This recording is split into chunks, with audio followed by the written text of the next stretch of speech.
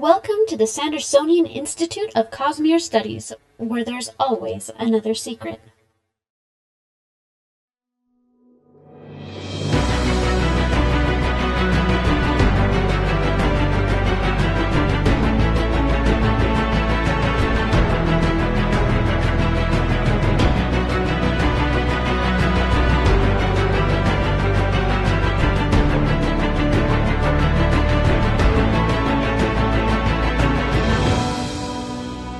Welcome back, Sixers, to another episode of the Sandersonian Institute of Cosmere Studies. This is episode 173. Today is October 21st, 2024. I'm Bill, and I am joined, as always, by my solitary co-host, Jordan. I don't like being in this corner. It doesn't feel right. So as you may have noticed, Amy is not with us. She has taken her family on a pilgrimage to worship a rat. Otherwise known as going to Disneyland. So I gave her I sent her on a special task actually. Oh, really? Yeah, I gave her a quest. To eat a churro in my honor. And not only did she do that, she succeeded. She took a picture of one of her kids eating a green apple flavored churro, which blew my mind. I don't think that should exist. Apparently, she said the flavor combination really works. I'm concerned. I don't know what to say about that, but I think she's under duress, and this is her cry for help. Well, I just told her good job. That's it. We need to send people on a sting mission to rescue Amy from the clutches of Disneyland. This is starting to sound like an Alcatraz situation at a certain point. Yeah, well. SICS podcast of the evil Mouseketeers or something. I don't know. I like it. Before we get started, we do want to remind our listeners that the Sandersonian Institute of Cosmere Studies is not a spoiler-free podcast. That means that if there is something in the Cosmere that you haven't read and you're worried about hearing spoilers, you might want to go read those first, then come back and join the discussion, especially right now, because we are continuing our read of the preview chapters of Brandon's next book, because that's right, these haven't been published yet. These are the chapters that Brandon has been releasing on the Tor website, reactormag.com, and basically just leading up to the release of the book in December, he's been releasing 2 to 3 chapters every week. I'm just really grateful for these, because it means when the book actually releases, there's less of it for us to read, because we have to really shotgun our way through the book in order to be ready. We're taking our time a little bit this time. We're not like trying to get it done in a week this time. Yeah. Yeah, we have 2 weeks to get through a book that, that could kill a small animal if you drop it. Well, no, because there will also be the State of the Sanderson to talk about. So I guess. So yeah. I mean, it'll be a lot more doable this time, I think. Because Brandon has been releasing about 2 to 3 chapters. So this week we are talking about the past couple weeks, which is chapters 21 through 24. It's kind of fun doing these shorter, closer looks at specific chapters. I know this was kind of a dream of yours with yes. From the start. It's just there's so much. There is so much. It's not easy. Yeah. I can definitely agree on that part. Yep. For those of you who listen to the podcast recordings or watch the videos on YouTube after we have recorded, we do want to remind you that you can join in and interact with us live via chat as we're recording each episode at www.youtube.com/Cosmere Studies. We record episodes every other Monday night, starting at 7:30 p.m. Pacific Time, 10:30 p.m. Eastern. So please join us and take an active part in the discussion. The Sandersonian Institute of Cosmere Studies is made possible by the support of our listeners and patrons. The show will, of course, continue to be free, but if you want to help us out, you can head over to patreon.com/Cosmere Studies. Even pledging $1 or $2 per episode really helps us out as we continue to work to improve the show. Patrons get immediate access to our Discord channel, where you can talk about the show and the Cosmere with our other listeners. We've got a great community over there. We've got some good discussions, lots of just fun chats and such. You'll also get early access to bonus episodes, exclusive access to other bonus content, and other good stuff. This week, we want to send a special thanks to our newest patron, Wade W. Thank you very much. Thanks, Wade. Well, Jordan, how's things? How's Things it been? good. Things good. Things I'm good. Having a job is really a lot of less stress for me, although having to get to the office every other week is... Ugh. I have to carpool with people who have to come from a lot further away, so I am on the road at 6:10 a.m., up at 5. And I'm trying to change my body clock, which has an issue when on most nights I should be in bed 23 minutes from now. Anyway, we'll get through this. Especially since you alternate weeks. And Yeah, so like you get used to having to get up that early, and then you might slide a little bit. I'm trying to make myself keep getting up that early. Oh, good. Good for you. We'll see what happens. All right. Sometimes I just wake up and I'm just like, oh, no. Yeah. Well, I have been cooking up a storm the past few days. Yes, you have. On Saturday, I smoked some cream cheese to go to the football game, to watch the Alabama-Tennessee football game at my cousin's house. It was the standard way that you were allowed in. So I smoked cream cheese. But the reason I did that, though, is because I also was smoking some andouille sausages to go into a seafood boil that I did yesterday, which I think this may be the best one I've done yet. It was really good. There were copious amounts of crab this time. Less shrimp, but still plenty of shrimp. Sausage, corn, boiled eggs, which turned out great. Mussels, and 3 different kinds of crab. So it was wonderful. Oh, did I say potatoes? Potatoes. Purple potatoes. There were purple potatoes because why not? But yeah, and then today I made a cream cheese chicken chili, which every time I say chicken chili, I think I'm saying chinchilla. But yeah, don't say that. People have a very different idea of what you're eating. I mean, I've never tried chinchilla. I don't know. I don't think we're allowed to eat chinchilla for some reason. Well then, all right. Well, then let's move on into our announcements. How are we doing on our push to full monetization? We got above 60%. We're at 3,607 hours, so just barely above 60%. Okay. So everyone, just keep it up. We're on our way. Keep going. We appreciate you. Y'all are amazing. I don't think we have a Cosmere Thing of the Week, do we? No, we forgot to do it. Yeah, we don't have that. So Amy was keeping us on track, but she was also making us late, according to our logic that we're. That's true. We actually did start on time. So clearly, the only variable that could possibly have changed. Yes, it's the only. It's the only thing. So apparently, she keeps Cosmere Thing of the Week up, and the stream starting on time, because this is a sample size of, I think, what 2-3 times she's missed in 7 seasons or whatever. And I think this is the first time that we haven't had a guest host while she's been on. No, I think we had one. I think we had one where it was just us. I don't think that we've had one where it's just you and me. Well, I don't want to go through the entire archive to determine it. There have been ones where it was just you and her. And I don't think there have been any where it was just me and her, because you're the one who actually does the streaming. Yeah, the only time we've had anyone else do the streaming was when I was home for a little bit, and we did it on your computer. That's right. I did do the streaming that time. But I still was on the episode. Yep. Anyway. Yeah. So no Cosmere Thing of the Week this week. But it's just everything's all going ski-wampus. Yeah.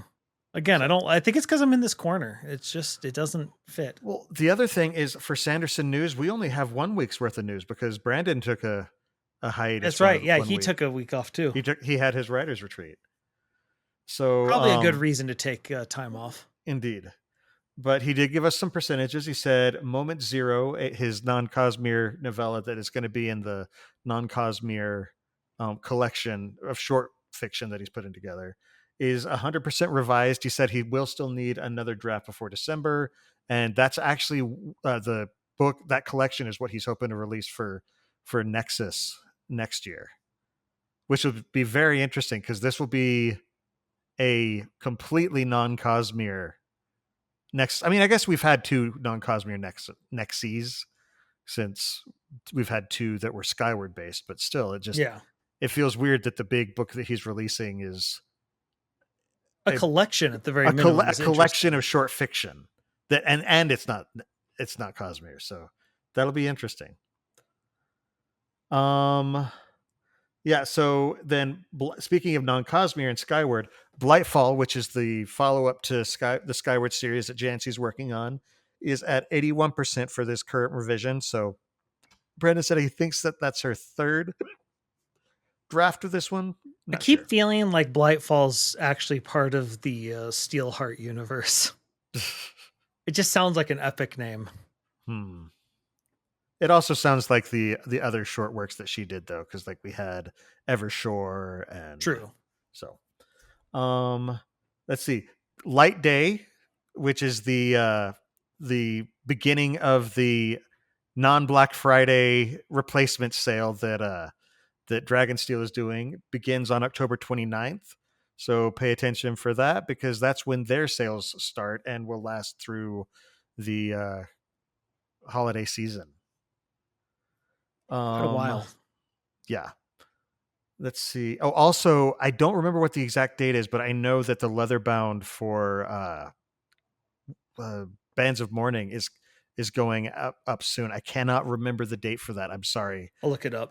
But it's sometime in the next week, I believe. So keep an eye out for that, because I have a feeling that those are going to sell out very quickly.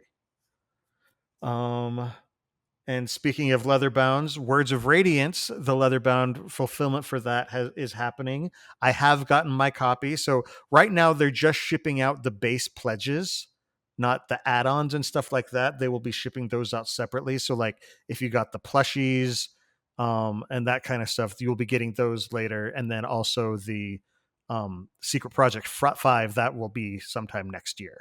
I found October 29th is the leatherbound. Oh, so it is the day of Light Yeah. Day. Okay, that sounds right. Cool. So yeah, so that's a week from tomorrow if you're listening to us live, or a week from yesterday if you listen to this the day that it comes after. And if you're listening to it at any point beyond that, I don't know what to tell you. So, also, one of the things I didn't notice the first time I watched this video is after it was over, Brandon walked away, and then they just zoomed in. He was standing on the staircase, a big staircase in the secret lair. And as he walked away, the camera panned up to the staircase, and it said Grand Staircase Tour coming soon. So there's something coming up. We're going to get a little bit of a look inside the lair, I think, which someday I want to go in. I need to get in there somehow. If you have connections to get me into the lair, please let me know.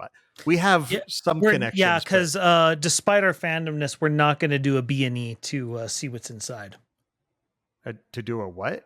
A B&E, a breaking and entering? Oh, yeah, no.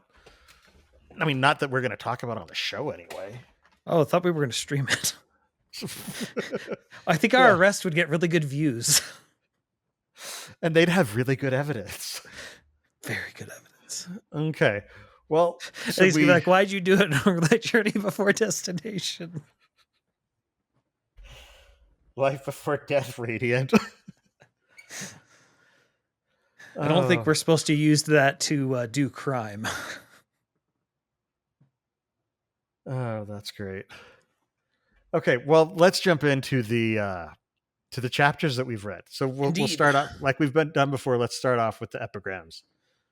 So we've got Incomplete Truth. It says, "First, I dared not tell them this dusty traveler with whom they shared a meal, in fact, that very king that they had heard, what was in fact that very king that they had heard of. The second was that I did not explain that very king had abdicated his throne and walked away from his kingdom." If you remember the earlier parts of this epigram, as he was traveling, we believe this is Noadon speaking, he came across a family and met with them, and they were telling them about how they're heading to this great city that they're excited about. And so he says, "After we parted with affection the next day, I watched their cart roll into the distance, pulled by the father, with 2 children riding in the rear, the mother striding with a pack on her back. Dust blew with them, for dust goes where it wishes, ignoring all borders." And then the next one, "Would that men could always do the same. If I could enshrine one law in all further legal codes, it would be this: let people leave if they wish. Interesting. Yeah. Especially for Kingdom, because kingdoms operate under very different rules. Mm-hmm. But just, the whole... I like the premise, because it's like, if you're doing such a poor job that people are trying to leave your kingdom and you're trying to keep them in, that's not a good thing. It does tend to be a poor sign. There has historically been negative cases of such in the past. Indeed. But okay. Yeah, I guess we started off with Shalon and her team, right? Right. So they're sort of planning how to sneak into the Ghostblood secret meeting that's going on. At first, they're debating whether or not the new fortresses look like chowder rolls or... Right. It's times I really like when Brandon does have these small moments of the characters just interacting like this. Yeah, I'm on and off with it. These are very human. We've had arguments like this. Oh, of course we have. And it's how we do. This, and that's the thing. This is just a very nerd argument. I'm on and off with it, mainly because it's a shift from the tone from the earlier parts of Stormlight. And so it's just like, I feel like I'm being taken out of it a little bit at times. You see, and for me, I take it more as the tone is, like, in some ways the tone is lightened up a bit, because a lot of the characters they've come into a more self-determined part of their lives. I agree. But while the situation has gotten worse. I agree. There is something to that, but it also feels almost like their conversation, it's not just more lighthearted, it feels more modern. It's the kind of thing that I feel like Moshe probably would have pushed back on. And not in total, but just so much of it. This one I really liked, though, because it's also... Yes. They're going in to infiltrate the Ghostbloods, and so I also read a lot of nervousness in this conversation where you're trying to distract yourself. And in this instance, I actually don't really have a problem with it. It's just that it shows up a lot. But like in this instance, it actually does fit because A, it's Shalon, and that's kind of how she goes. B, and it's a bunch of light weavers. B, it's Shalon's crew, and they kind of look to her for, to follow her lead. And C, it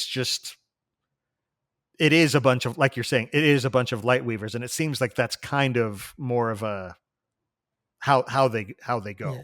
Well, that's how light weavers do. Their spren are abstractions, and so it makes sense that they would look at other things and find abstractions in them. Mm-hmm. And apparently they're not all feeding on lies, because we find out that Vatha's spren prefers alliteration. Yeah. Lies. Which is also a pattern, though. Yeah, it is well, and it's very similar, because pattern likes lies, but it's like, okay, well, what is a lie? A lie is on, because they like math as well. And again, it's what they like is abstraction. Because a lie is an abstraction of some kind, and alliteration it's an abstraction. You're not talking the way you normally would. Right. In some ways it is a lie. It's not an honest sentence. It's an artful sentence. Now it's interesting in FF14, there's a character, I think he's the leader of the Fisherman's Guild, but every time you talk to him, he speaks in alliteration, and it's just sort of, you start noticing it, you're just like, huh. And they never really like assonance as well. Oh, you recognize that there's a difference. I don't recognize it. I hate it, but you told me, and I didn't like that. I have a degree in English. I'm not afraid to use it. You shouldn't be allowed. Listen, you're on my turf now. But no, I'd be interested to find out if it's because that's sort of like the reason I don't like it is what is it really? It's like in my head, alliteration isn't consonants. It's just talking with the same sound over and over Right. again. Right. And it's like, well, actually, it's this technical thing. Mhm. And it's one of those things I recognize it matters for actual linguistics and stuff Uh-huh. because consonants and vowels are different for a reason.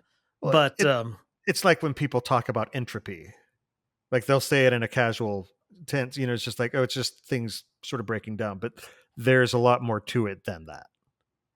there's a lot more to it than that, and I don't like going into the details because And go I'm into not the saying you should. yeah, you go into the details on entropy, and it's like, so what do you really know? And the answer ends up being nothing.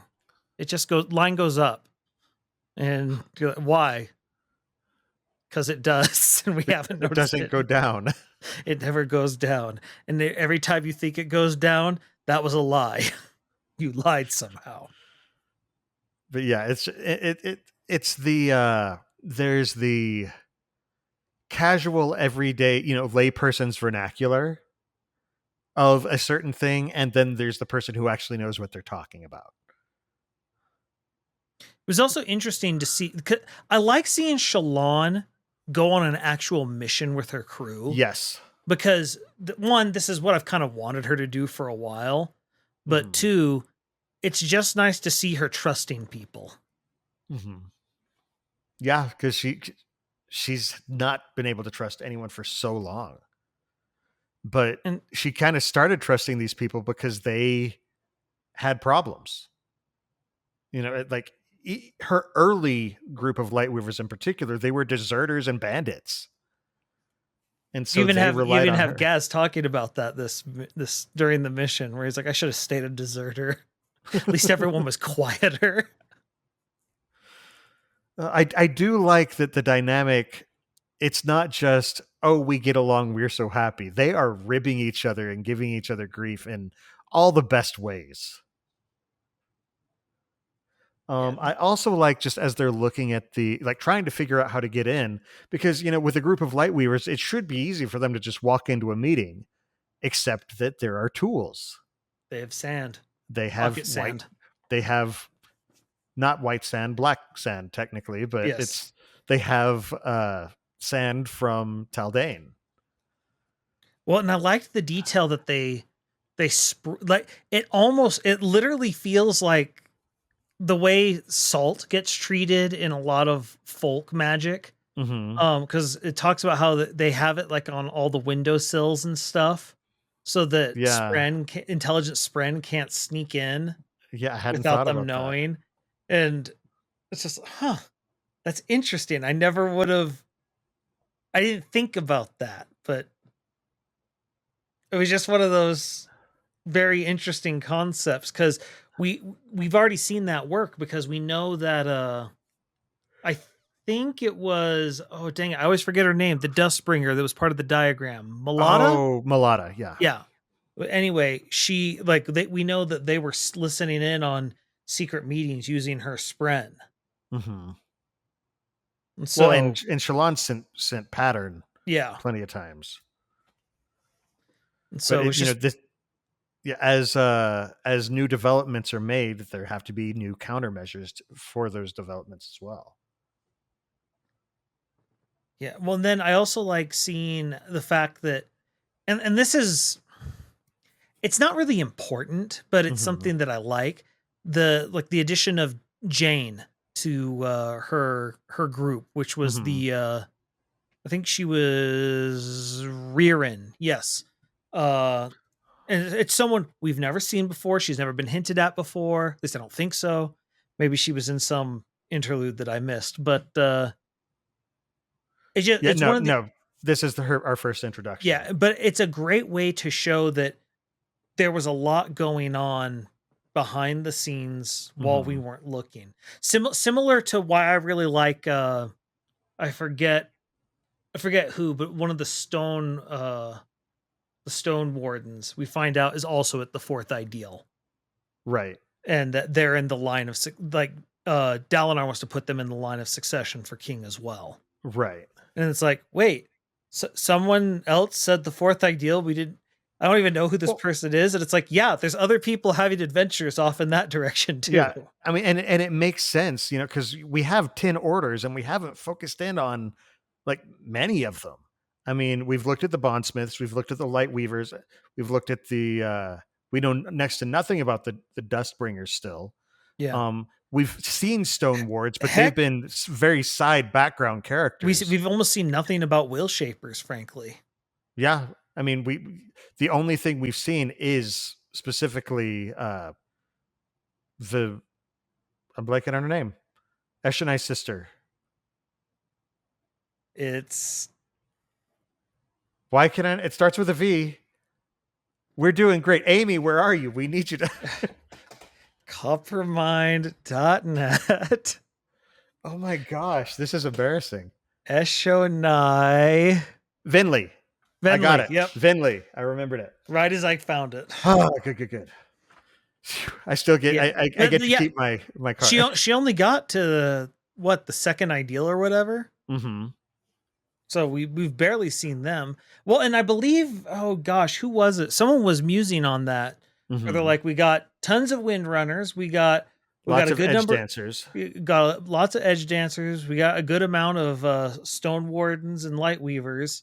Look, just stone ward, not warden. Sorry, yeah, stone wards. And then we kind of just have a smattering of everyone. I mean, they literally only have one Dustbringer and they're a king, so right. That's going to be iffy on using them. Well, and the Skybreakers are on the other side. Yeah. They have one. And most of the Dustbringers. Yeah, they only have one Skybreaker, and he's crazy. And off in Shinovar now. Oh yeah, we'll get into his very sane takes. He's going through a rough time. Yeah, he's going through a very rough time right now. But the other thing, and I just like them using on that. They're like, if only we had. I think it was Sigil. Was thinking if only we had more. Mm-hmm.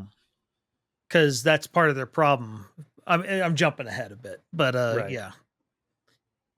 No, and it's just, I don't know. The other thing that's interesting is the fact, because, ever since we've gotten to your theory, we haven't really looked back at the Shattered Plains much. Right. And we now are back sort of, like a lot of good stories, you come back to where you began. And they're back on the Shattered Plains. And now, because they now know what the plains were, and so they use shard blades to cut down in to find the old battlements, and then use stone wards to rebuild them and make them bigger and better. And I mean, they're excavating an old fortress essentially. Yeah, which is a good thing because right now they need it. Alethkar is in exile, so they're in the war camps. But then so they've basically got two settlements in the Shattered Plains at the war camps and then at Narak. But it's just But the thing that's interesting also though is that the light weavers, because they don't have the option to light weave their disguises, they're working in more mundane ways. They're using they're working more like Kelsier's crew. Yeah. Kind of, actually. Man, can you imagine Kelsier with a light weaver? Oh, it'd be... I mean, heck, we've seen what he can do with a soul stamper. Indeed. Forger, that's the word I was looking for. Forger, yeah. I mean, I'm not wrong, but it just didn't sound right. Mm-hmm. No, but that's part of what Shallan's lessons with Tin were about at the start. Let's hide to the train. The thing that is interesting is that how a lot of these older lessons are starting to come back and needing to be understood. Like they need to, okay, how do we mundanely get in here? Well, because you start getting used to, you just using the tools that you have, and you forget how to not use them. Well, 'cause that was one of the big things at the start of the previous book with the Pursuer, when he turns off Kaladin's powers, and he's like, "Ha, you radiants are too reliant on your powers," and then Kaladin just kills him as he's given a monologue. 'Cause it's like you would be correct against a lot of people, but not Kaladin Stormblessed. Yeah. The sky is his. It's like he killed some. He's done this before. This ain't his first rodeo. Mm-hmm. And so it's just interesting to see them adapt to the situation. And I just like Shallan. One, she actually, it sounds like for the first time in her life, has to scrape creme off stuff. And she's like, holy crap, this is hard. Holy creme. Yes, holy creme, this is hard. And it just gives her, some appreciation for, wow, okay, there's people, this is their job. Uh-huh. But then at the same time, I also just like that we see her use all her lessons. Mm-hmm.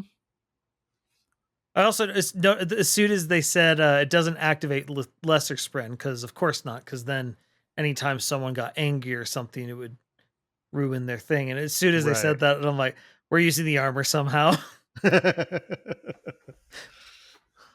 Which will come up later. Yeah, it's that gun's been firmly hung on the wall. On the mantle, yeah. And that Chekhov's gun will fire, and it fired quick. Yes, it did.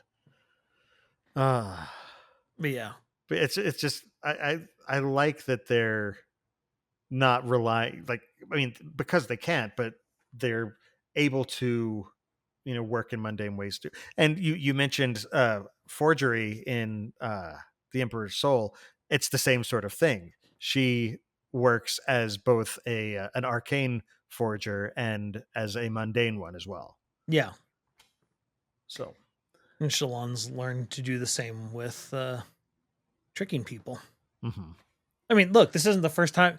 Literally, her first storyline was all about infiltrating a very secretive. Right. Well, it was one person, but yeah. Yes. So, again, a lot of storylines are sort of coming full circle. That's true. Yeah, I hadn't even really thought about it that way, but yeah, that's a very good point. And she did it with a lot less experience back then, so she was just winging it back then. All right, well, let's move to Sigil.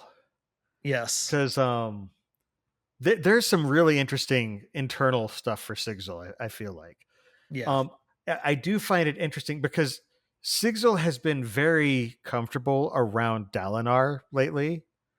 But when he, is in the company of the Prime Akasix of the Aziz Empire, because remember, Sigil is Aziz. Yep. He starts to get very, very, very conscious of that fact. Well, and I liked the, again, this is the weird thing, because he knows Kaladin. Like, and he actually knows Kaladin. Yes. Kaladin's let him in. But even he's like, I gotta pretend to be Kaladin. What was the line? Kaladin was always so sure of himself. He always knew the next step to take. And it's like, Sigil, that's a lie. This right here, I feel like I don't know if it was intentional, but I feel like this was a callback to the Wheel of Time. Is it? Because I think we talked about this in an earlier episode. The three main boy characters, the Taviran, each of them talks about how the other two are so confident with women. And it's just like this sort of thing doesn't bother them. They're so good at it. And each time you take a peek into one of their heads, they're saying, I'm not confident. I have no idea what I'm doing. They always know what they're doing. How do they always know what they're doing? And so this is sort of a Sigil doing the same kind of thing. It's like, Kaladin is always so confident. He knows exactly what's going on. And it's just, does Brandon have a history with that series at all? I think he may have read it when he was younger. Gotcha. So, but yeah. Well, I like the detail that his mother would laugh at Sigil. Well, because he was her little nerdy boy. Yep. And now he's a military man. Part of me wonders man. Is if this is Brandon putting himself a little bit in into the story. Right, which yeah. I also like, I think, is this the first time we've actually met his Spren Vienta? I think so. Yeah, so and is that a word? I've never heard that word. Vienta? I don't know. It might be. I don't know. 'Cause some like the honor spren are all over the place with their names. Yeah, they seem But to be some, sort of Latin based. let's see, because I know Ventana's window in Spanish. Which, I don't know what a Vienta is. like, I'm thinking like Bainty or Venti is 20, but I'm Perfection not of sure. blow apparently is what it Oh, is. and she's a wind spren, a supposed wind Yeah. spren, Snip. as in ventilate. That makes sense. So yeah, intransitive blow, transitive sniff or scent. Okay, So could be a I good like double that. meaning there. That fits. But then, if we're talking spoilers, and I think we're talking full spoilers of the entire Cosmere now, aren't we? Yeah. Yeah. Well, with the Sunlit Man, meeting Sigzel's Sprin is particularly of interest Yeah. Because you're like, because, that's not Ox. yeah. And so, well, because Ox is not a No. Windrunner Sprin. So I want to know, how does What that happen? happened? What happened? And it kind of makes you just like, oh no, I'm already starting to like you, because she's coaching Sigzel. She's got the pet the dog moment here where Sigzel's anxious and she's coaching him through it. So you automatically start to like her because she's being nice to a character that we like. Yeah. Well, and just the whole dealing with his imposter syndrome he has, where Mhm. he's like, I'm a failed scholar, I'm a failed world singer, blah, blah, blah. And she's like, you survived Bridge 4, you'll survive this. You got this, buddy. You can do it. You can But do I it. also, and this is the other reason I think Brandon's putting himself a little bit into Sigzel here. Uh-huh. His whole thing about how he's like, yeah, but back then Bridge 4 was this thing. And I understood it, knew my place in it. This thing is now way bigger, it's scarier. Uh-huh. And I'm wondering if there's a little bit of Brandon leaking through, thinking of how much easier it was to write when it was just him Mm-hmm. and no one else's livelihoods depended upon him. Yeah. It's also interesting that he points out, he says, Bridge 4 was the only place I ever felt like a person rather than an accident. But without Kaladin, Rock, Teft, Moash, was it really Bridge 4 anymore? And it's just like, those are some of the absolute key members of Bridge 4. Yeah. I mean, like, who's still around? We've got Sigzel, we've got Lopin, we've got Drehi, Scar. and Scar. We've got but yeah, Teft's gone, starts with a Kaladin's D. off. You already said Dabbid? Dabbid. Yeah, but like Kaladin's off, like he's retired from this stuff, but he's off on a mission. Teft is dead. Moash is dead to them. But it's like all of the captains are gone. gone, and now it's like the it's still the first string, but it's none of the actual captains. Yeah, leading the group that are there. Sigzel's the only one of the original captains really that's still around, because originally I think Scar and Drehi were part of that, weren't they? They were kind of part of it, yes, but like Sigzel, I felt like was part of a even more tight group. Yeah, within that, because just I felt like that, just because he's the one who was like, okay, we've got to start cataloging all of the, like, what Kaladin can do and that kind of stuff, and it just sort of put him directly into that inner circle. The others are close friends still, but it's just like this very specific circle, which is why he's leading Bridge 4. Yeah. But I also think it's interesting to see who he's sort of hanging out with at this meeting. He's meeting with other people who, from the story perspective, are kind of the spares of the story. Kamakal, he's not the leader, he's the consort to the queen. And to be fair, Sigzel's not a ruler. No. And so it's interesting that these are the people he gravitates towards. I wouldn't call them the spares, I'd call them the right hands. Yeah, when I say spare, I just mean like story-wise. Like, it's just, these are the people who are, they're the background characters. Right. And so, Sigzel views himself in that, like, he views himself not as the hero of his own story. Right. But I mean, who else would he be talking to? Because the monarchs, like, they're a subset themselves. And then, like, he is that second tier. But he's that second tier, which is a positive thing. I mean, he leads the Windrunners. Yeah. So I think it's kind of natural that he'd be talking to Kamakal and the like. So this is interesting. This was just a thing. Their troops get reborn, Koss said, poring over the scout reports. She made notations with her silver pen, one of the most interesting uses of a shard blade among the Windrunners to date. It had a cartridge to fill with ink and everything. Mm-hmm. And to which it's just like, one, wait, when did Ka get a spren? Mm-hmm.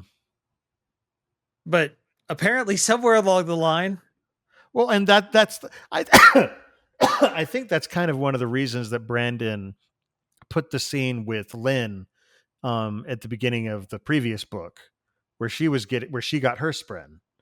It's just sort of to show, okay, this, even though we're not seeing people swear oaths, it's happening, because it happened to her off screen. It was Lynn, right? Yeah. Okay.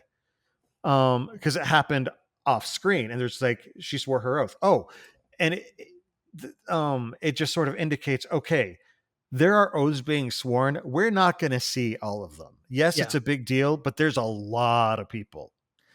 Well, and the other thing that's interesting is because if memory serves me correct, Ka is the scribe that they got after, like when Sigil's like, we need to recruit scribes. And at first Kaladin's like, hey, Lynn, you could do that, right? And that, he sticks his foot firmly in his mouth. Right. And part of me still wishes they had gotten together just because I would love just that marriage dynamic of, yeah, listen to what a smooth player your father is. But no, and so I don't know, it's just interesting. And I just like the fact that they're creatively trying to find new uses.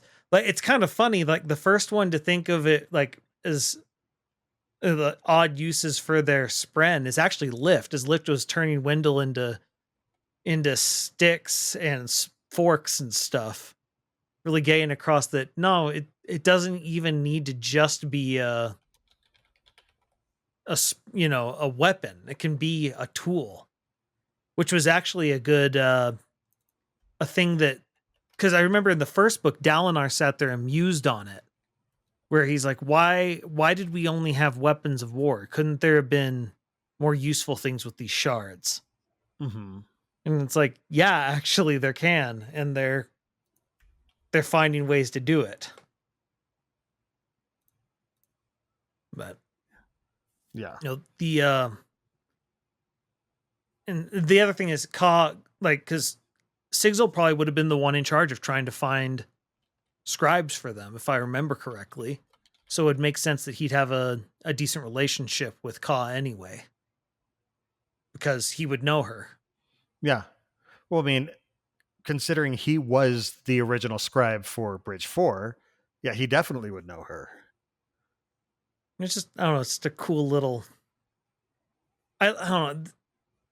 Some of Brandon's best writing sometimes is just these little moments before the storm, literally, in the case of Stormlight. Yeah. But I like him going back and forth trying to figure out a plan of how to defend everything. And I like that,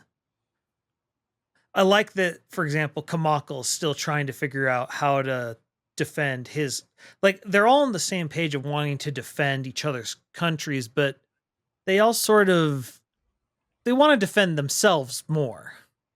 Because that ultimately, that's where their responsibilities lie.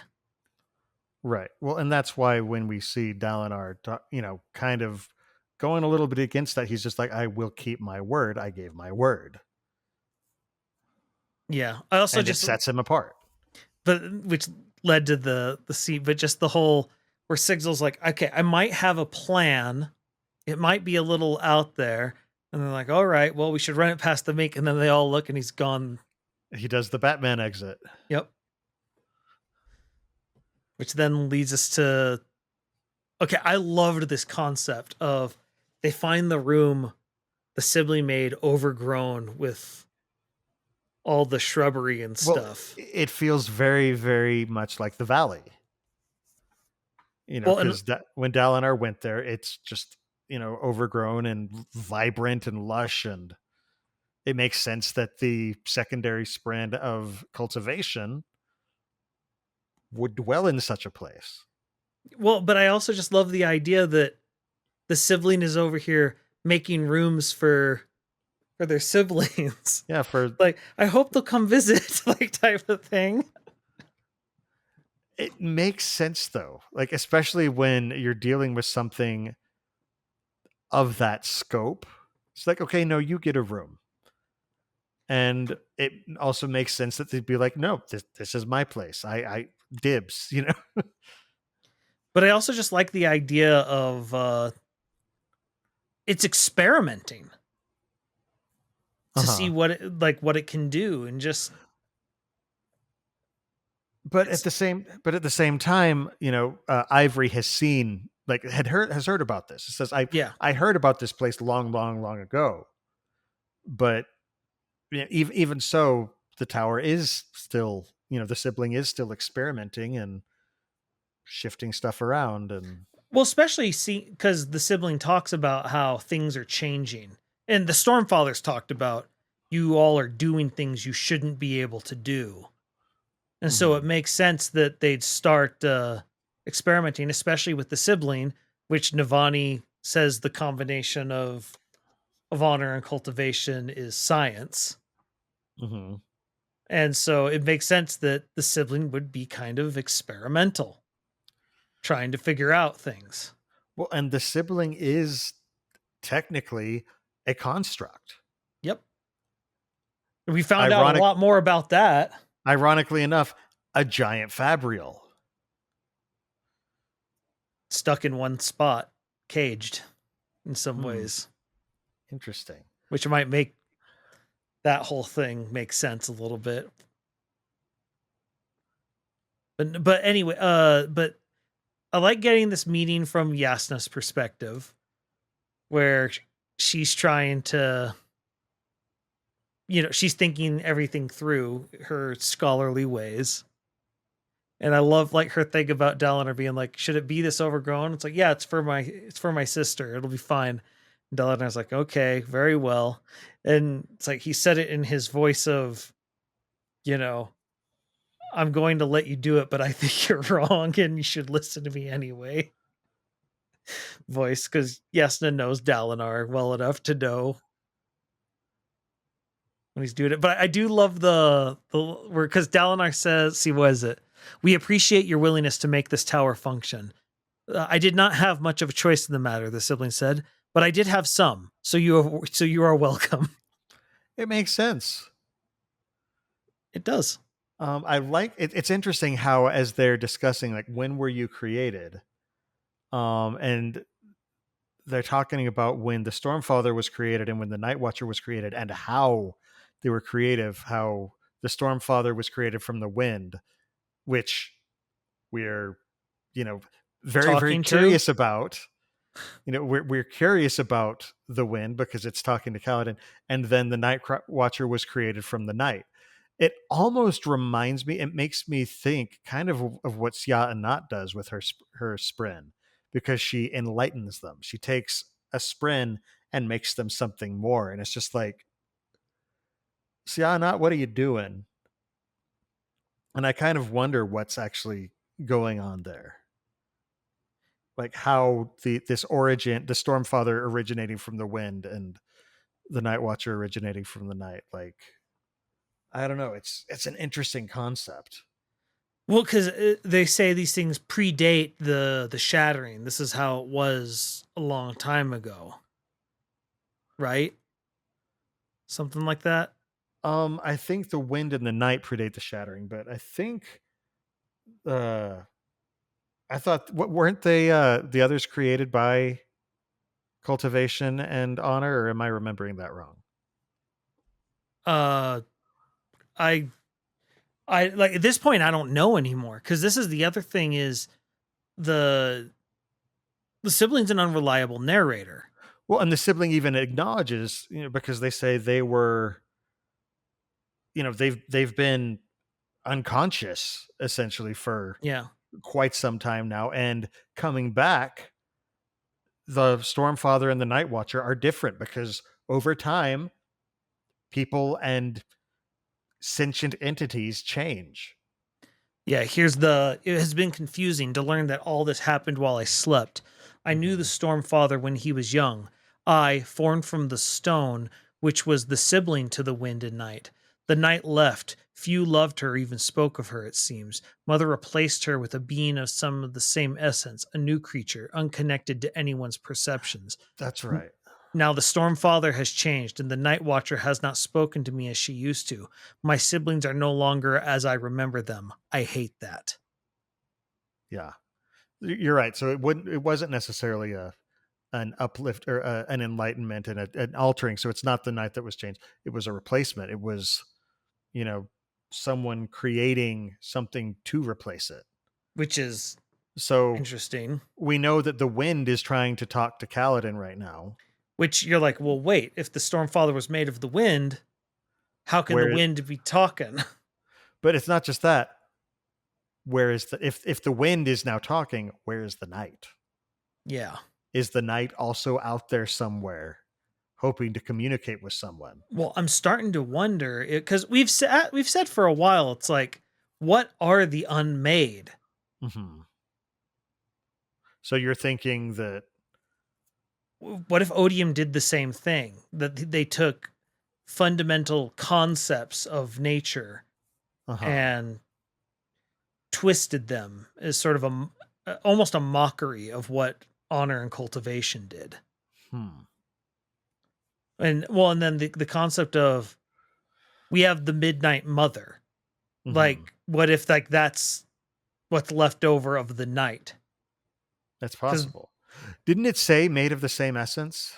I don't know of the word essence came up. Hang on. Essence. Yeah, the night left. Few loved her or even spoke of her, and it seems Mother replaced her with a being of some of the same essence, a new creature unconnected to anyone's perception. So it's just like, is the Night Watcher made from midnight essence? The fact that the word essence shows up is just like, it wasn't capitalized, so it's not. It wasn't. But it's just like, Brandon, is this an intentional clue or a purely coincidence? It is the problem when you use common words as proper nouns sometimes. And it's not a complaint. It's just a problem with fantasy and sci-fi in general. Mm-hmm. But yeah, I'm wondering, because we've people have put out the theory that Dalinar was bonding to the Thrill and was going to be a bondsmith of a sort for Odium. Yeah. It was going to permanently bond with the Thrill and just be this monster, essentially. I've made the prediction that someone is either Siya Anat or Ba'aru Mishram is going to bond a bondsmith. That's one of my wild predictions for book 5. Yeah, I don't know. But I just as this meeting progresses, they all start talking okay, so how are we actually going to fight Odium? We've been going about this okay, we got him to agree to the Contest of Champions. Yeah. Now what? How are we going to do the contest? Well, and that's the thing is Dalinar's I am not prepared, and I might need to do something drastic. And then it's just so how does one become a god? And it's interesting because cultivation kind of was pushing him in this direction, but the Stormfather is not right. They're suspecting, which honestly kind of makes sense because she's already pushed someone else to pick up a different shard. So what is she cultivating in that devious mind of hers? That dragon brain she got. Very devious.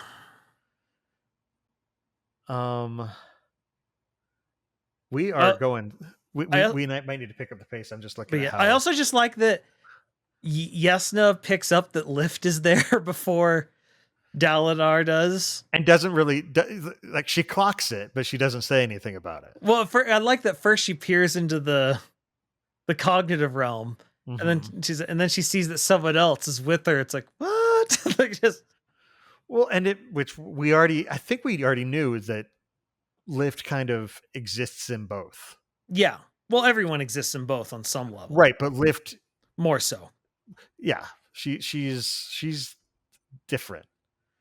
But She's literally built different. But again, I like cultivation. that Yasna clocked it but didn't say anything about it. She's just sort of like, okay, all right.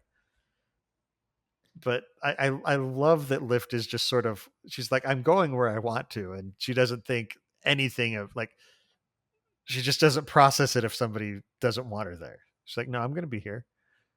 But yeah, And it's not a defiant thing. It's just a matter of, no, this is where I'm going to be. well, and it's also it shows that Yasna trusts her because they're discussing very, very classified secrets, and they don't mind. She doesn't mind Lift knowing at all. Which it's like that's Lift must have like look. Lift's been reliable, which is a weird thing to say about Lift, but whenever they need her, she does things. And it's just weird of Yasna of all people is like, no, I trust Lift. And you're just like, really? Her? You know, there's a bit of me that wonders because like Yasna, as part of her childhood, she was locked away for times. Yeah. By herself, alone. And I can totally see her sympathizing and even appreciating the child who will not be bound. Like she cannot be bound. She won't be kept out of anywhere. And she's just sort of goes where she wants. Yeah. No, the thing that I love most about it is how nonplussed Lift is about it's like, so gonna try and become God, huh? Sounds deviant. And you're just sitting there like, okay, everyone is being far too chill about this. Like, I know we've seen some stuff, but I think we all should be a little bit more surprised that we're having this conversation. Yeah. Yeah. But then they're also like, they're bringing up just the whole premise of like the power developing its own consciousness after a while. And like, what is going on? Because it feels obviously things aren't necessarily as we understand them with Tanavast's death and all that stuff. Because it seems like, why hasn't it developed a consciousness? And yeah, the fact that finally I mean, obviously we're jumping ahead a lot, but the fact that finally comes to a head with the Stormfather literally blustering in, being like, what the crap are you're supposed to be better than your brother. Right. Well, because we've read the prologue for this book. Yeah. And, he's like, your brother was just trying to be a herald. He's like, you're trying to. I think it shows his misunderstanding of the situation. Absolutely. Because he's like, he wasn't trying to become a god. It's like they worshipped the heralds. Yes, he was. Right. But the other thing is like, I also think the Stormfather is misunderstanding too, because Gavilar was trying to become a god. Dalinar does not want to do this. He's just willing to do it if it's what will save people. Well, and Gavilar aspired to it. Yeah. And I think there's part of it that as the Stormfather thinks about it, he'll start to piece together, but all he sees is the station and sees what, he knows things. And so he knows, like, if Gavilar knew there was a chance to take up honor, he would have dashed the whole plan of the heralds thing immediately. Yeah. He'd be like, whoa, become 1/16 of God? That's way better than 1/10 of a legend. Right. And I just like that conversation where finally he gets the Stormfather to admit he lied. I forgot about that. Well, that's a big deal because he's the last living remnant of honor, and he lied. Right. And I think he said, I can't lie. That's a thing of men. Well, yeah. Well, and part of me wonders if it's Like, is it because he's a last remnant of honor, or is it more that there's a bit of Tanavast in him rather than a bit of honor in him? Yeah. It's like, is he honor's cognitive shadow, or is he Tanavast's? Well, and we know what he actually is something creative of wind. Right. So He's this mishmash that just wasn't supposed to happen this way. but I like what's the line? He says, let's see. Oh wait, searching for lie isn't going to work. Anyway, partial truths. What was the name of it? Anyway, just his whole line about how it was an incomplete truth. Mm-hmm. It wasn't a lie. And it's like, do you know what we call an incomplete truth? A lie of omission. But yeah, and he's like, are you disappointed? And he's like, no, like it just means you can grow. And if you can grow, it means you can make mistakes. Part of the whole thing of like the debate Cultivation just had with Taravangian, where it's like, look, you got to give people choice, otherwise they can't grow. And it's like, well, we can't give them this much choice. And it's just like, yeah, if you can't ever make a mistake, how are you supposed to grow? Yeah. It's not easy.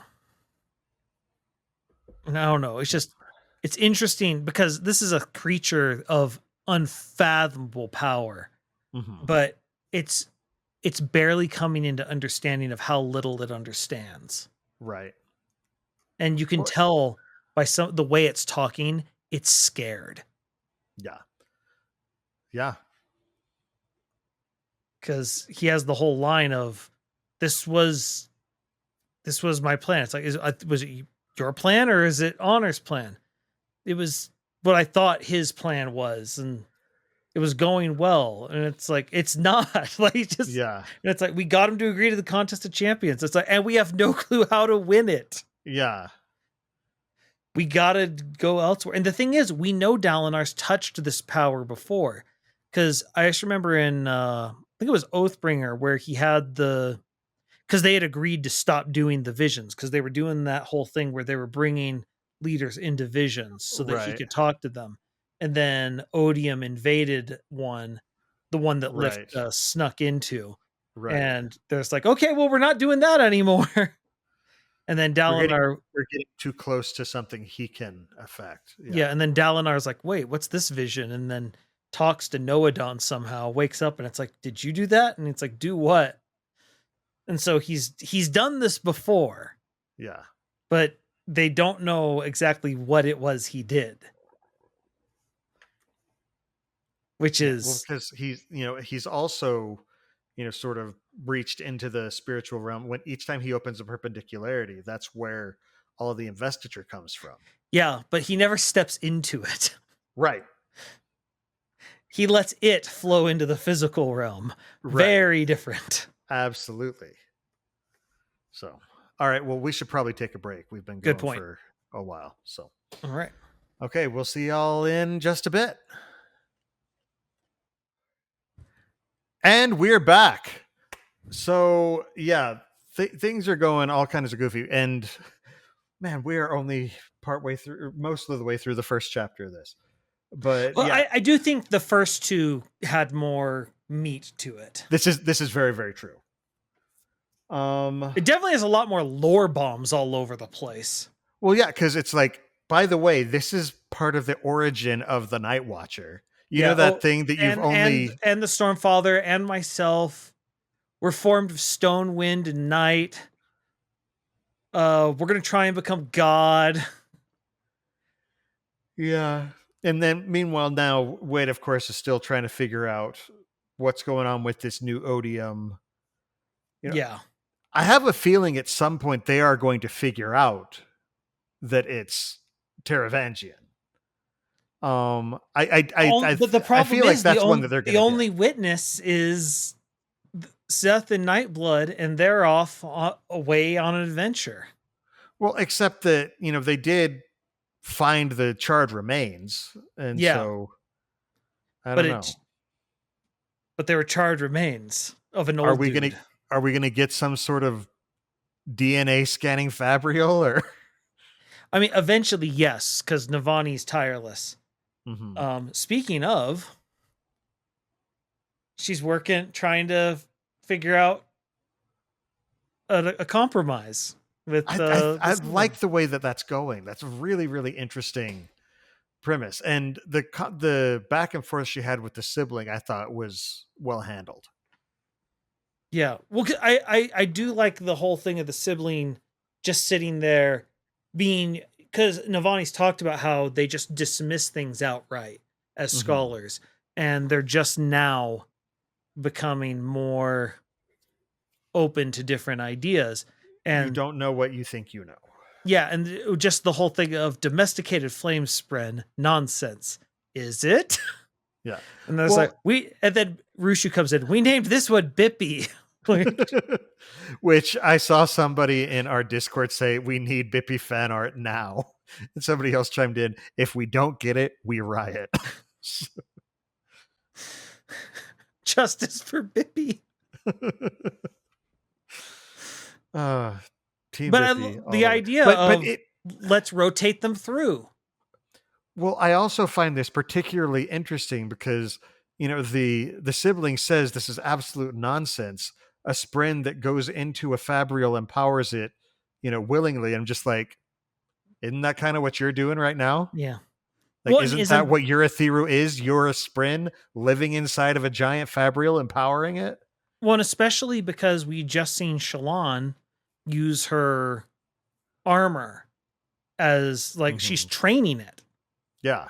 Like I I wrote Well, this down. Do it like this. it reminds me of in the movie Doctor Strange, the cage thing that he pushes what's his name, Mads Mikkelsen's character into, and it just sort of rotates around and locks him into it. Yeah. Do you inside of the Sanctum Sanctorum? Yeah. I forget, like I need to, I haven't watched it in a while, but yeah, I But remember the scene. yeah, and it's just sort of like this is basically a cage that forms around you and locks you in position and can essentially gag you. It's kind of a horrifying thought when you think about it. This Yeah. sentient cage that can just form around you, just start existing where you are. It's like this isn't a matter of dodging. It's just there. Yeah. Well, and the other thing I really like about this entire exchange, because like leading up to it, you also have her talking to Sabariel, and Sabariel's over here like, this is all stupid. I was supposed to be skimming off the top, but we're not making enough profit for me to do so. There's nothing to skim. And then Palova's like, there, dear. I'm sure it's not because you're a good man or anything. They're Well, just I love the Navani calls him out. He says, "You're good at being useful. That's the problem, isn't it?" He says, "My darkest secret. I still pay for my household staff, vacations, and massages out of public funds. I'll have you know, it's a huge scandal." I'm hardcore. Well, and then I also like that there's all these little fires that it's interesting because who's the one who's always put out these fires? It's Navani. It's Navani. And suddenly it's so small potatoes to her right now. Like her whole thing with Aladar, they're worried about entire societal upheaval, which under any other normal circumstance would be a big deal. Mm-hmm. But it's like, yeah, well, unfortunately, the literal end of the world could be in 8 days, so we have to put a pin in this one. Mm-hmm.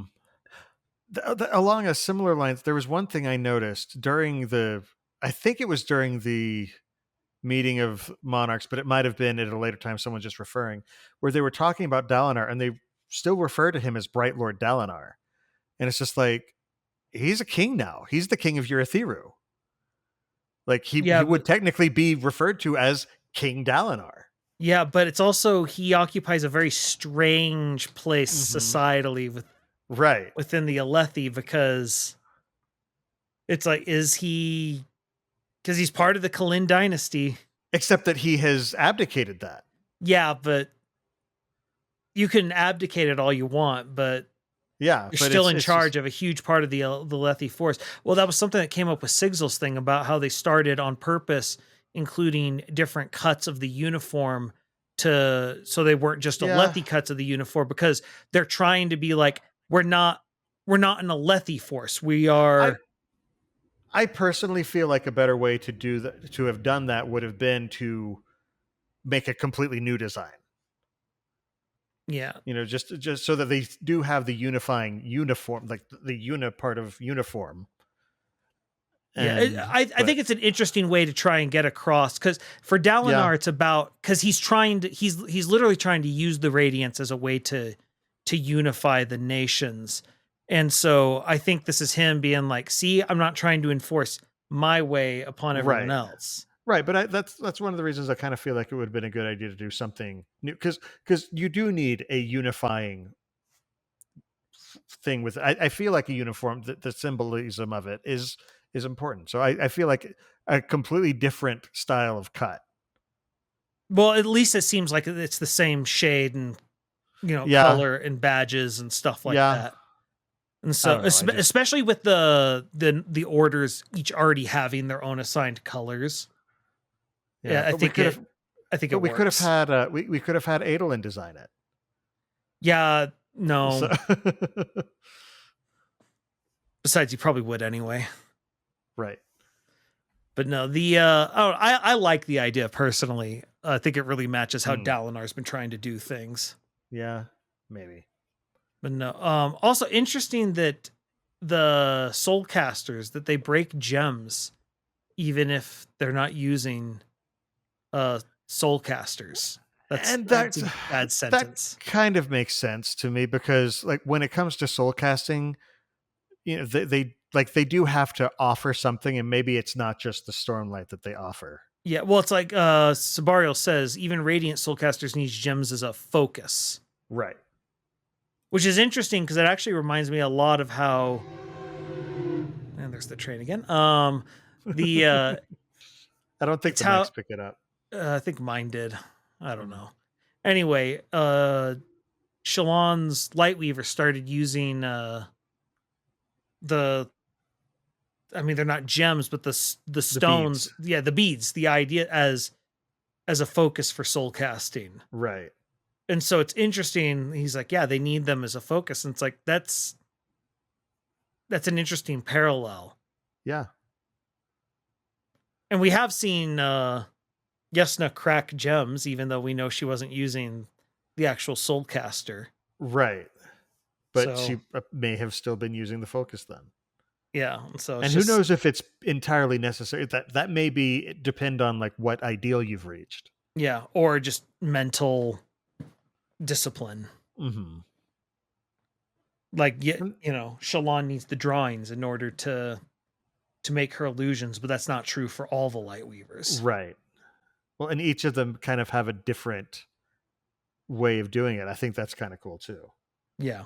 And then again, the way that the soul casting works for else callers is different from the way that it works for Lightweavers. Yeah. I don't know. I just loved this whole. I love their solution to the sibling problem, because they can't just stop using Fabrials because too much of their society is dependent upon them. Mm-hmm. And so they're trying to make an accommodation. And then I also just love the concept of the sibling like actually sitting there and being like, I don't like this, but I can see that you're trying, and this is better. Yeah. The sibling's far more reasonable than the Stormfather in this regard. Well, and I wouldn't even say it's that the sibling is far more reasonable. I feel like the sibling has made far quicker progress. Yeah. Than the Stormfather did. Which again, with the idea of cultivation and honor, you would think so at the very least. Mm-hmm. Yeah. But we got to get to the main event because we haven't talked at all about Kaladin and Zeth. All right, lead us off. So I love that Syl's just bouncing around. Yeah, Well, she's fascinated by this different kind of life. Well, and I like going through Kaladin's brain where he's just like, maybe it's not that it's dull. Like, he's thought of it as dumb or slow. And it's like, it must not be that. It must just be that it knows it's safe. Yeah, it's bolder as a result. And so it's not afraid of things. And he's trying to wrap his head around because it's just, this place is alien to him. It makes no sense. And I do love we get the reverse conversation when we get the flashback. Yes. Where they're just like, that doesn't even make sense. How does that work? Do they just hop from one stone to the next? And they're just like, oh no, it's all stone. And he's just, there must be a lot more stone because they're desensitized to it. And just that conversation, they're like, okay, but where did they take root? Huh. Like they're trying to figure it out. And it's just, the inverse conversation. Well, and it's also a conversation of two young children. Because I believe Zeth at this point is 11, isn't he? Yeah. And his sister's 14? Yeah. Old enough that they can reason, but not old enough that they're wise to the ways of the world yet. I mean, they're essentially lift sage. Yeah. So they're just trying to figure out where things stand with the world. Which I just realized we now have a specific age for Zeth then. Because this scene took place 26 years ago when we find out that he's 11 in the scene. So he would be 37 years old. Yeah. But I like as they're going through, like, Zeth's like, I thought that she'd find this place boring because the plants don't respond. And Kaladin's like, she likes novelty. And these are different.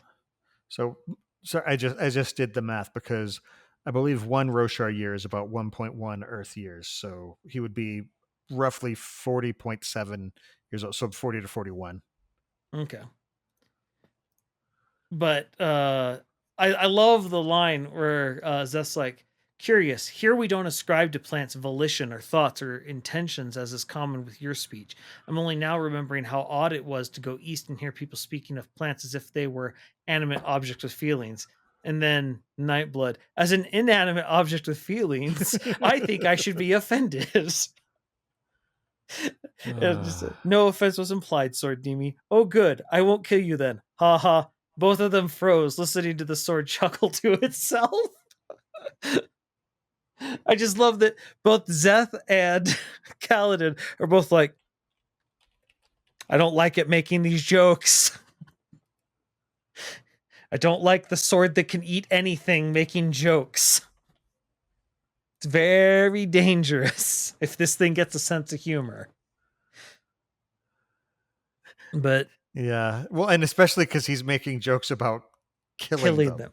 Yeah, it's just like, when somebody says something horrifying, then just says, "Just kidding," and then laughs awkwardly. You're like, I'm gonna die in my sleep, aren't I? That's what we call in the business a red flag. But I also, have we heard it make a joke before? I don't know if we have. I think it's evolving. It did just get a giant meal. Yeah. Fair enough. I think it leveled up. I think we might be seeing Nightblood is evolving. Just Pokemon music. I didn't hear the sound effect or see a a gold ring appear around him. Yeah, me neither. But I also just love how awkward the conversation is between the two. Mm-hmm. And just, I like Zeth being like, I know what you're doing. I can listen. You two talked about it right in front of me. And it's like, oh, right. You're just so quiet. Everyone forgets that you're there, kind of. Mm-hmm. And then they turn and you're there. They're like, ooh, oh, he's still there. But Yeah. it's interesting. He has a weird form of, I don't know what to call it other than survivor's guilt. Except it's more because he knows what he's done. Uh-huh. And he knows that it's an injustice that he's alive. Well, we also know like he has some obsessive tendencies. Yes. And like we see a hint of that towards the end of his flashback chapter. The first flashback, yeah. Because we find out he sees a stone that has been uncovered, whether by the rain or erosion or whatever. There's a stone that's uncovered. He doesn't know if he stepped on this stone, but he starts going into kind of panic mode. He's like, I don't know what to do. He freezes up. And, there is a sort of... Was it because he was worried he stepped on it? Yes. I might have missed that. Yeah, because he says... I thought he was just freaking out because he had never seen a stone. No, it says it peeked up from... Well, no, because they have the giant rock that is there. I mean, like a new stone. Like every other stone is... they know where they are. He says it peeked up from the earth, perhaps revealed by last night's rain. Zeth put his fingers to his lips, backing away. Had he stepped on it while dancing? It was in the packed earth of the dancing ring.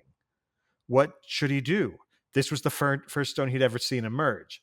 The ones in other villages and fields carefully marked that was the line I properly revered too much on had been there for years.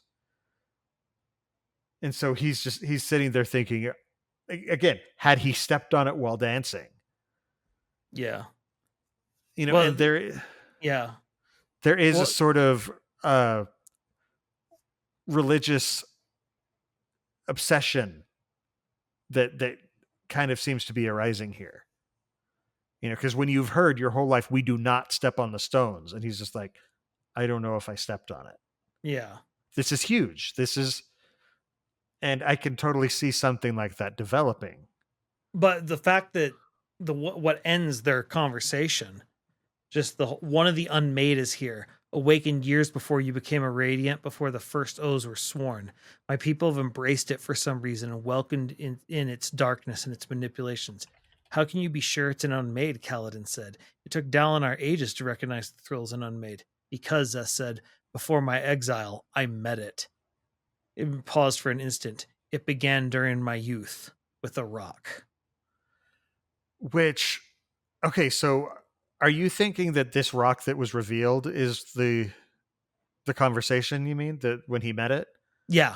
Okay, because my first thought was maybe this rock is what eventually became his oath stone. Could be. But you make a very good point, and honestly, that makes sense in the context of this is the first flashback we get, and this is clearly important, so perhaps we did meet an unmade. Well, and it's just, we've been cagey about, it was, I believe, 2 of the unmade. Where we just don't have much in the way of information, because we know a lot about a lot of the other ones, but right. See, I always say this one wrong. Digonarthris and Chimerish. Okay. We don't know much about either of them, so I think we're gonna finally get one of their one of stories. Yeah. I mean, it makes sense, especially if this is one that has been around since Zeth was a child. Yeah. And so if I had to guess, I'm going to guess it's Chemerash, just because according to Hessie, she's not one of the 3 great mindless unmade. Uh-huh. And to meet it, yeah. Yeah. The dust says she is known as the Dust Mother and often conflated with the Night Watcher. That's possible. Yeah. Well, the other one, Diagonarthus. God, why can't I say that one? Diagon Alley. Yeah. But that's the one that they think is involved with the Scourian of Amia. And it makes me one like the argument there could be if whatever happened on Amia, if it was involved, could it be whatever it was doing there? Might it be doing with the Shin? Well, because Amia and Shin are relatively close to each other. Well, and also they're extremely isolated from the rest of the world currently. Right. Now, one's by a literal wall of storms, but it makes me wonder if that's what it's building up to, type of thing. One's a literal wall of storms, the other's a literal wall of mountain of earth. Yeah. So we have a wind wall, we have a stone wall, an earth wall, and so is there a night wall? Because we've got wind and stone, and probably there's not. something surrounding Ashen.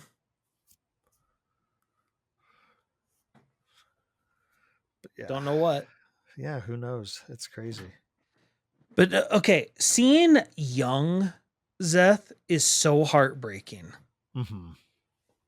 Because you just see how earnest and honest he is. Well, when we first started that chapter, it talks about how he's going through the forms. I'm like, oh, he's actually going through sword forms, because we know that he's trained with the honor blades as an adult.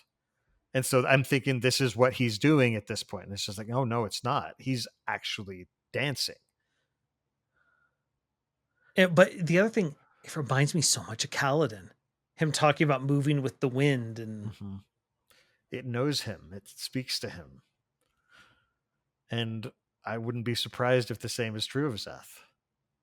Knights of Wind and Truth. But just seeing him younger, and he reminds me a lot of the sibling, because he talks about how his sister's been changing and he doesn't like it. And just like there's just some parallels to this that I find very interesting. Well, and I can totally see Zeth being the sort of person who does not like change. No. Well, you can see how, even as a kid, how much he cares for rules. And he's like, no, we can't do that. Like the whole where she's like, oh, we should see, like, I'd like to see them try and take us with the swords. You shouldn't speak of that. We're not supposed to. Just like, oh, what? Who's gonna hear the sheep? And it's like, no, stop. And it's like, because it's a rule. And even at a young age, it's like, no, you don't. You follow the rules. Yeah. And I mean, this is a guy who has followed the rules to his own damnation, but he just believes in it so much. No, I get that. I really do get that. Well, and you can just see why he's so fatalistic about what he's done. Like, and it's one of his admirable qualities. He's not someone who hides from his sins. No, his problem is he wallows in them. Yeah. Well, and you see, and we see the seeds of it, because we've been like, okay, it's weird that these two characters are going off, because these are like their clash at the end of book 2 is one of the big points of this entire series. I mean, I have a statue of it. And it's just one of those things, looking at it, where it's like, this has got to be kind of humiliating for him, because this isn't just the guy who beat him. This is the guy who broke him.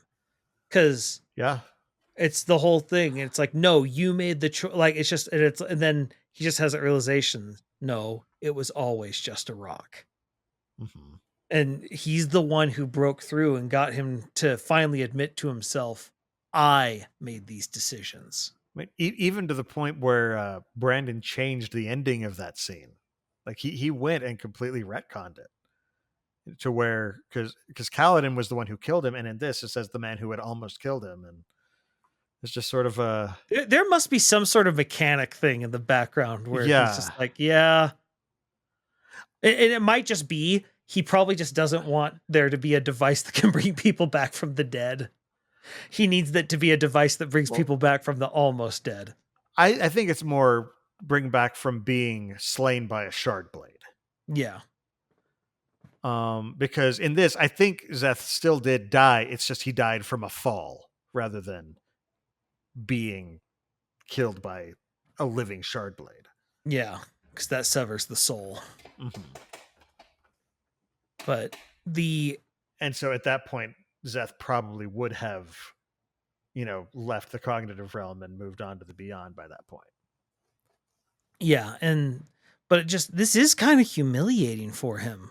Like he's being babysat by the guy who bested him. Mm-hmm. And that's how he sees it. It's not entirely that. No. I mean, Kaladin is off on his own mission as well. Which is also a fool's errand.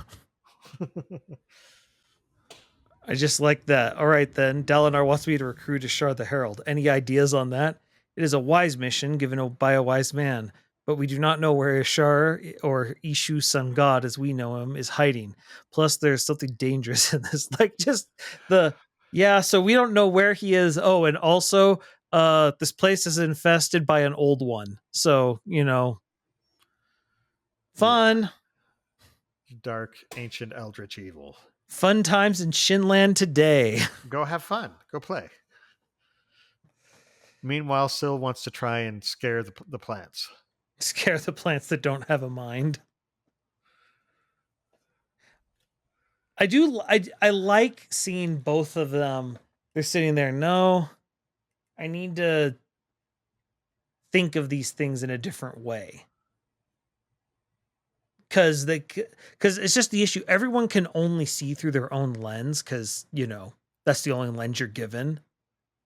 And it's interesting seeing these characters sit there like, okay, this place is so alien. I got to stop thinking like myself and think like, whoever lives here. Mm-hmm. There's part of me that's also wondering, just looking at this, if because the Zeth's Spren, which we don't know anything about yet, I like the idea of Zeth sitting there like he's not being given the surge of division for some reason. And I think if part of it is what he thinks his oath, he has to, because he's, he has the oath of the crusade that he has to do. And I'm wondering if his Spren is sort of realizing the idea of cleansing Shinovar isn't the actual right oath for him on some level. Because he's caused so much death. Now, I forget how it was said. He's been forbidden to use it, but does he have actually the ability to use it? I think he said it was forbidden from him. If I remember how he said it, but okay. He don't talk the same way everyone else does. Right, because there's a part of me that's just thinking, I was like, it feels very Metroid Other M, where it's like, I have this not the reference I expected weapon, today, but okay. It's like I have this super powerful weapon, but I don't have permission to use it in any circumstance. Let's see. Here we go.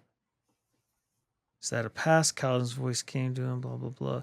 Nail had granted him lead to use division. Now Zeth had reached the third ideal. Unfortunately, Zeth's Spren had so far forbidden him the art, although he had the skill. Okay. So he has the skill because we know he's practiced with it before. Okay, but he's not allowed to use it. Yeah, and the Spren would be the one who sort of, can... Although... I don't know that the Spren can technically take it away, but it can affect the bond. It can affect, and it's just sort of a, and the way that I'm thinking of it. Maybe it's a lot like how Dalinar was forbidden to use the Stormfather as a blade. Yeah. And it's like, that's kind of how I see it. You can push on the bond in ways, but it's painful type of thing. Well, it's painful and it can affect the bond in a permanent way as well. You want to be very, you don't want to do that if you can avoid it. But the fact that he says the Spren said the time wasn't right. Mm-hmm. That's interesting. Yeah. It makes me think the Spren kind of has an idea of what's going to come. Well, we also know nothing about the High Spren. Oh, heavens no. And We still so don't we it's just still don't even quite know what they are. we don't quite know what they are. We also don't know what they want. Yeah. You know, because like we know that the Ash Spren are not fans of, you know, humanity.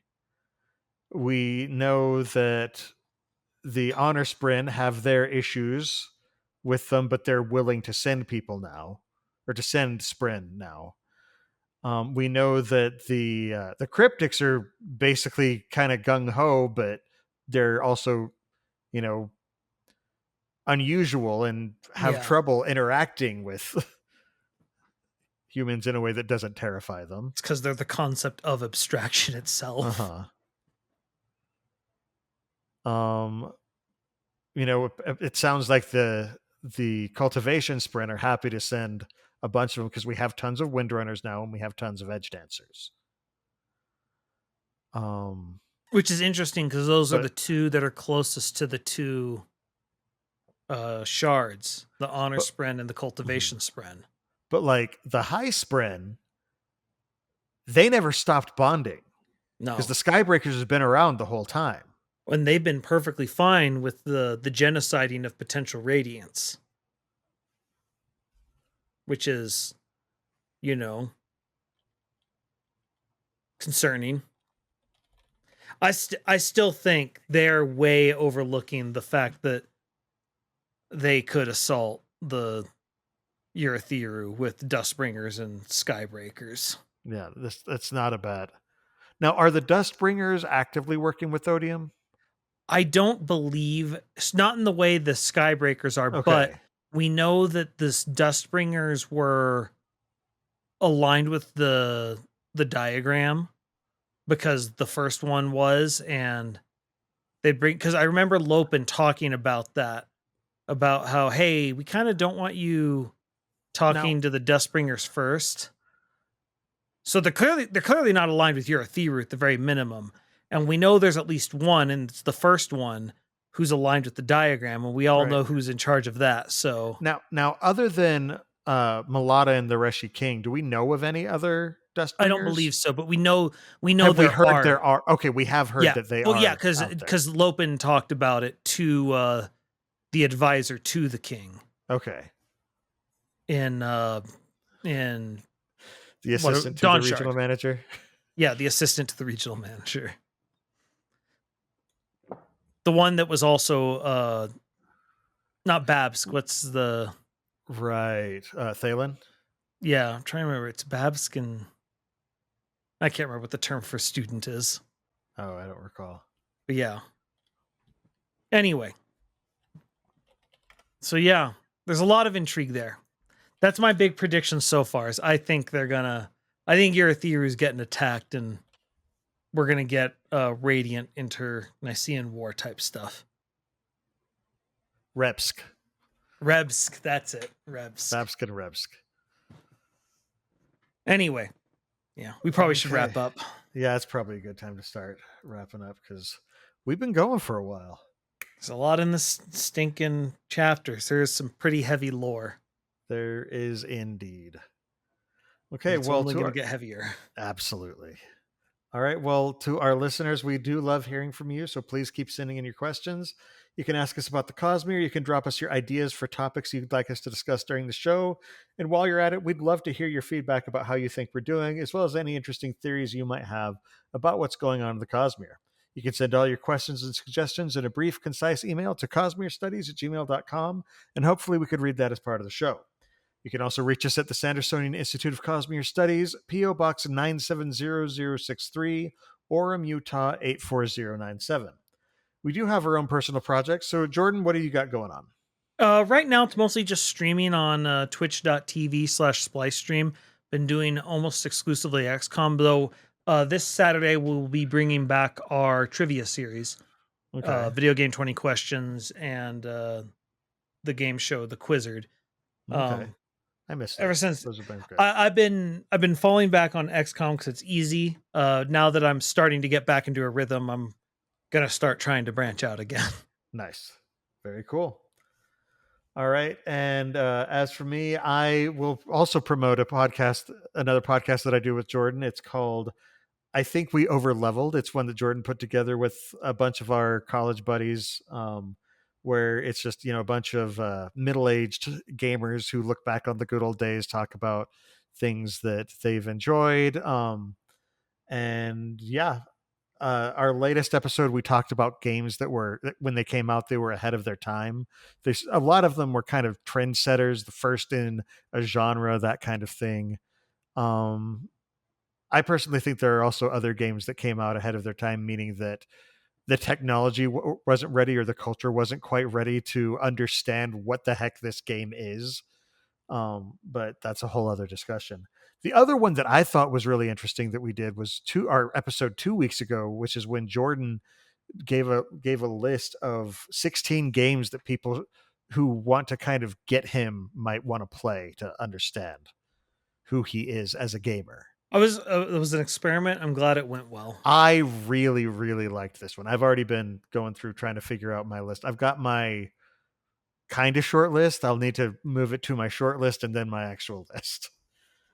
So I'm looking forward to doing that more with each of us because, I'm friends with each of these people and it does kind of give a deeper look. There were some games that showed up on this list that I did not expect. So, and I've known Jordan for 15 years. A while. So yeah, a bit. A good healthy amount of time. Well, for those of you who want to support the Sandersonian Institute of Cosmere Studies, but you can't become patrons, we would love it if you'd let your friends know about the show. Spread the word. And don't forget to subscribe to the podcast and to like and subscribe over on youtube.com/Cosmere Studies. If you want to toss us a good review wherever you listen to us, we would absolutely love that. Leave a comment on the videos below telling us what you thought of this episode. If you have any insights that we may have missed, because there are probably tons, considering we didn't get to everything in this chapter. There's only so much we can get to in 2 hours' time. But yeah, so if you want to leave a comment, we would love to see that as well. All right, final thoughts. The more it's just Brandon when he gets towards, it's not the end, but it's an end. The avalanche just keeps getting bigger, and I don't know. There's something about quieter chapters with lots of lore that get me worried because it feels like a bowstring being pulled back. He's building the avalanche. Yeah. And the bigger the avalanche gets, the bigger it's going to be when it comes down. Yeah. So it's like, okay, well, this is going to get complicated. For me, particularly with the last chapter, it's interesting. Shin culture is quite different from the way I pictured it so far. They're using interesting terms like those that add and those that subtract. I'm just like, okay, what is this? Because that Brandon kind of came across this in one of his world building setups, like where he'll get in, like, Jordan, have you ever been to a panel where Brandon will start world building? They'll just come up with a concept. Not a panel, but I listen to writing excuses where they've done that before. Yeah, I've been to a panel or two of his at like Life, the Universe, and Everything or something, where they'll take a concept and then build out from it. And I feel like that's kind of where a lot of this came from. So it's interesting to see. It's very different from how I pictured the Shin. I almost picture the Shin more like in The Wise Man's Fear. There's a martial artist culture that is visited at one point. That's kind of how I pictured the Shin to be, but it seems like they're very, very different than I expected. So it'll be interesting to learn more about them. All right. Well, in addition to the live episodes of the show that stream on youtube.com/Cosmere Studies every 2 weeks on Monday nights at 7:30 p.m. Pacific Time, 10:30 p.m. Eastern, listeners can find our videos on YouTube or audio versions of the podcast on Apple Podcast, Spotify, and just about any other service that carries podcasts by searching for Cosmere Studies. You can also follow us on Twitter, Instagram, TikTok, and Facebook under the profile at Cosmere Studies. For our next episode, we are continuing to study more Wind and Truth, and Amy will be back with us, so that will be fun to add to the dynamic. So join us in chat for the live discussion on Monday, November 4th, 2024, at 7:30 p.m. Pacific Time, 10:30 p.m. Eastern at www.youtube.com/Cosmere Studies. Until then, on behalf of Jordan and myself, thanks for listening, and remember, there's always another secret.